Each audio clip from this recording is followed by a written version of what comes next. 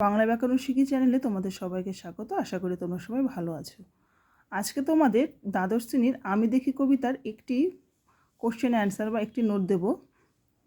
এটা খুবই ইম্পর্টেন্স। একটা কোশ্চেন যদি তোমরা জানো তাহলে তোমরা অন্যান্য প্রশ্নগুলো লিখতে পারবে। যেমন বলেছে, আমার দরকার শুধু গাছ দেখা, বক্তাকে তার গাছ দেখা দরকার কেন? অথবা ধরো এই প্রশ্নের আরেকটা প্রশ্ন আসলো, আরোগ্যের জন্য এই সবুজ ভীষণ দরকার। কে কোথায় এ কথা বলেছেন? এই মন্তব্যের মধ্য দিয়ে বক্তার কী মনোভাব প্রকাশ পেয়েছে? দুটো প্রশ্নের উত্তর কিন্তু একই হবে। হয়তো তোমরা এটা পড়ে গেলে এটা কি হবে তোমরা বুঝতে পারছো না, তো এটাই উত্তর কিন্তু একটাই হবে। তো একটা কোশ্চেন তোমাদের জন্য আমি নোট করেছি, সেটাই তোমরা যদি তোমরা রেডি করে নাও তাহলে অন্যান্য প্রশ্নের উত্তরগুলোও পারবে। তো প্রথমটা কি বলেছেন, আমার দরকার শুধু গাছ দেখা বক্তাকে। আলোচ্য উক্তিটির বক্তা হলেন প্রকৃতিপ্রেমী কবি শক্তি চট্টোপাধ্যায়। প্রকৃতির প্রতি গভীর অনুরাগে ও সবুজের টানে কবি এরূপ উক্তি করেছেন। গাছ দেখার প্রয়োজনীয়তা, এই প্রথম প্রশ্নটা বলেছে তার গাছ দেখা দরকার কেন।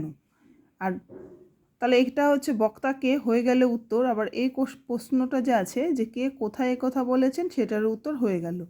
এর মধ্যে দিয়ে বক্তার কী মনোভাব প্রকাশ পেয়েছে আর গাছ দেখার প্রয়োজনীয়তা একই হবে দুটো। তারপরে দেখো পয়েন্ট, তোমরা যখন এই প্রশ্নটা আসবে এই পয়েন্টটা তোমরা না করলেও না করতে পারো, শুধু প্যারা চেঞ্জ করে লিখবে।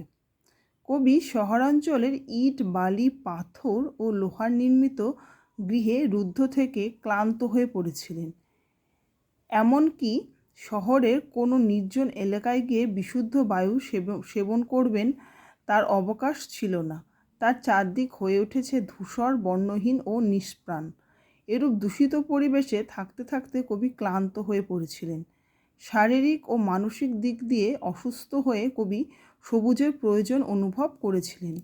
ক্লান্ত অবসন্ন কবি বেঁচে থাকার একমাত্র অবলম্বন হিসাবে গাছগুলোকে তুলে আনার আহ্বান জানিয়েছেন। তাই কবি লিখেছেন কবিতার লাইন, আমার দরকার শুধু গাছ দেখা, গাছ দেখে যাওয়া, গাছের সবুজটুকু শরীরে ভীষণ দরকার, আরোগ্যের জন্য সবুজ ভীষণ দরকার। শহরের বিস্তৃতি সর্বগ্রাসী ক্ষুধায় সবুজকে ধ্বংস হতে দেখে কবি বিষণ্ণ ও হতাশ।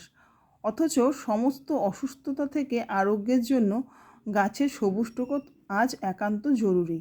নগর জীবনের ব্যস্ততা, যান্ত্রিকতা ক্রমে জঙ্গলের সঙ্গে মানুষের ব্যবধান বাড়িয়েছে, জঙ্গলের থেকে বিচ্ছিন্ন করেছে কবিকে।